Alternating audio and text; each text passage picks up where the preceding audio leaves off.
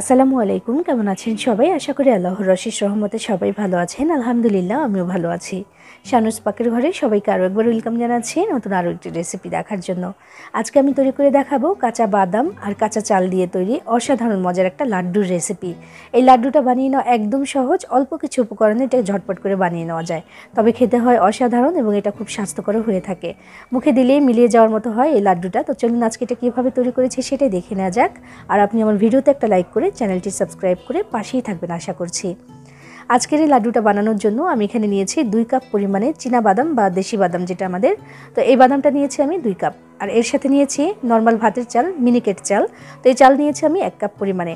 মানে যতটুকু বাদাম থাকবে তার অর্ধেকটা থাকতে হবে চাল। 2 কাপ বাদামের সাথে 1 কাপ চাল। তো এগুলোকে প্রথমে ভেজে নিতে হবে।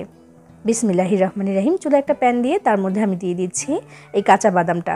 এবার বাদামটাকে একটু শুকনো খোলায় এভাবে করে টেলে নিতে হবে বা ভেজে নিতে হবে একদম সুন্দর করে।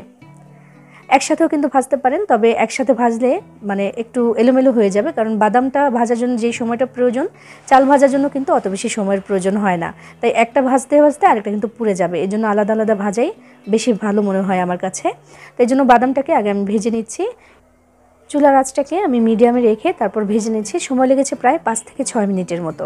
তো এই যে বাদামের উপরে যে লাল আবরণটা ছিল এটা কিন্তু একটু কালো কালো হয়ে গেছে, দেখুন।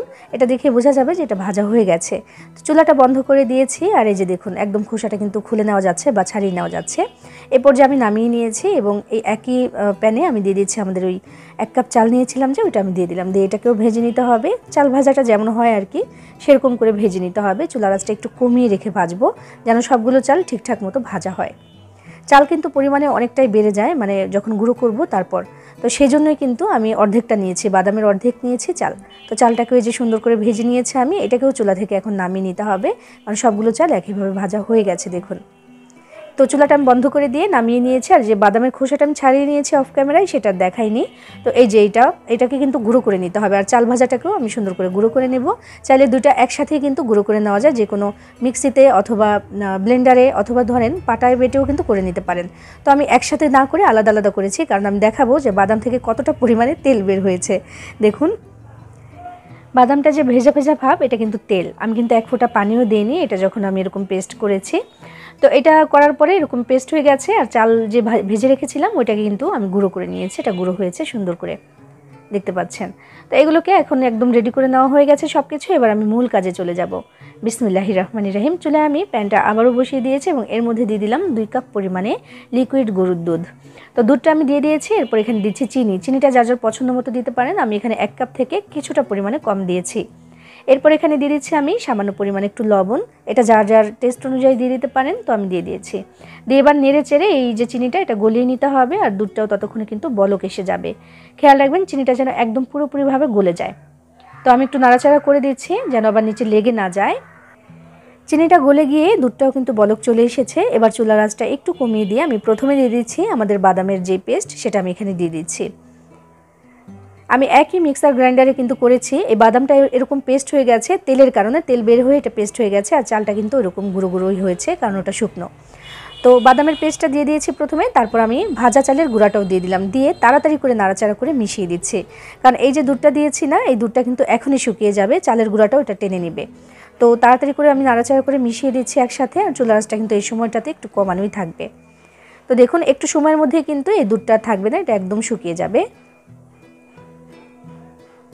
চালের গুঁড়াটা কিন্তু অনেকটা পরিমাণে ফুলবে, আর এই জন্যই কিন্তু আমি পরিমাণে এটা একটু কম দিয়েছি আর বাদামটা একটু বেশি দিয়েছিলাম, কারণ বাদামটা পরে কিন্তু পেস্ট করার পরে দেখেছেন যে একদমই কমে গেছে। এই জন্য বাদামটা একটু বেশি দিয়েছি, চালটা একটু কম দিয়েছি আমি। একটুখানি সময়ের মধ্যে কিন্তু এটা যে এমন অবস্থায় চলে এসেছে, দুধটা কিন্তু তাড়াতাড়ি টেনে নিয়ে গেছে আর প্রচুর পরিমাণে ফুলেছে, মাশাআল্লাহ অনেকটা হয়ে গেছে। এখন কিন্তু বাদাম থেকে তেলটা ছাড়তে শুরু করবে। এখন নাড়াচাড়া কিন্তু করতেই হবে। নাড়াচাড়া আমি শুরু থেকে কিন্তু থামাইনি, আমি নাড়াচাড়ার উপরেই আছি এটাকে। তো এই পর্যায়ে যখন এরকম একটু শুকনো শুকনো হয়ে এসেছে তখন আমি এখানে দিয়ে দিচ্ছি 2 চা চামচ পরিমাণে ঘি। ঘিটা দিলে খুব সুন্দর একটা স্মেল আসবে, খুব ভালো লাগবে সেটা। আর বেশি দেওয়ার দরকার নেই, অল্পই দিয়েছি, কারণ বাদাম থেকে কিন্তু অনেকটা পরিমাণে তেল বের হবে, হতে শুরু করেও দিয়েছে। সেটা বানাবো যখন তখন কিন্তু আরও বেশি তেল দেখা যাবে, আমি দেখাবো সেটা অবশ্যই। তো তাড়াতাড়ি করে মিশিয়ে দিচ্ছি আমি। আর এটা কিন্তু একদম সুন্দর করে টাইট করে নামিয়ে নিতে হবে। দেখুন নাড়াচাড়ার ধরন দেখলে হয়তো বা বুঝতে পারবেন যে আগের তুলনায় এটা কিন্তু অনেকটাই টাইট হয়ে গেছে। এবার কিন্তু এটাকে চুলা থেকে নামিয়ে নিতে হবে। একটা মন্ডর মতো কিন্তু হয়ে গেছে এটা। মিশ্রণটাকে চুলা থেকে নামিয়ে একটা ছড়ানো পাত্রের মধ্যে একটু মেলে দিতে হবে, যেন সামান্য একটু ঠান্ডা হয়ে যায়। মানে হাতে সয় এমন গরম থাকলে কিন্তু চলবে, পুরোপুরি ঠান্ডা কিন্তু করা যাবে না, তাহলে শক্ত হয়ে যাবে, লাড্ডুর শেপটা ভালো হবে না। এবার আমি সামান্য পরিমাণে নিয়েছি, কিছুটা পরিমাণে নিয়েছি আসলে, যতটুকু আমি বানাতে চাই লাড্ডুটা নিয়ে তারপরে এভাবে করে একটা লাড্ডু বানিয়ে নিলাম। খুব সহজে কিন্তু হয়ে যাবে। আর দেখুন কতটা সুন্দর হয়েছে মাশাআল্লাহ। আবারও বলছি, এটা কিন্তু একটু গরম থাকা অবস্থাতে করতে হবে, মানে হাতে সয় এমন গরম কিন্তু থাকতে হবে। তো দেখুন আরও একটা লাড্ডু আমি তৈরি করে দেখাচ্ছি। এটা যে কতটা মজাদার হয় সেটা আসলে আমি মুখে বলে কতটুকু বোঝাতে পারবো আমি জানি না, তবে যখন বানিয়ে খাবেন তখনই কিন্তু বুঝতে পারবেন যে এটা কতটা মজাদার। মুখে দিলেই কিন্তু মিলিয়ে যাবে এবং এতটাই মজাদার এটা টেস্ট যে এটা একবার খেলে জীবনে এটার স্বাদ ভুলতে পারবেন না, আর বারবার এভাবে বানিয়ে খেতে ইচ্ছে করবে। আচ্ছা, এবার দেখাচ্ছি যে এটা কতটা তৈলাক্ত, কারণ এই বাদাম থেকে কিন্তু অনেক তেল বের হয়েছে, সেটা আমি হাত দেখাচ্ছি। দেখুন কতটা তেল, একদম হাত গড়িয়ে পড়ছে, এত তেল।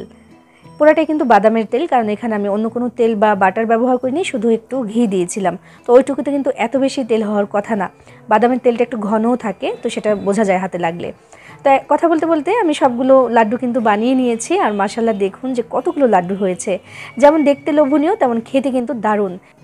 আরেকটা কথা, যে এই লাড্ডুটা খেলে না অনেকক্ষণ পর্যন্ত ক্ষুধা লাগে না, মাত্র 2টা লাড্ডু খেলেই না পেট ভরে যায়, আর অনেকক্ষণ পর্যন্ত প্রায় 3 থেকে 4 ঘন্টা পর্যন্ত আর ক্ষুধাই লাগে না। আমি এটা দেখেছি বেশ কয়েকবার, এটা আমি পরীক্ষা করে দেখেছি যে ক্ষুধা লাগে না এটা খেলে।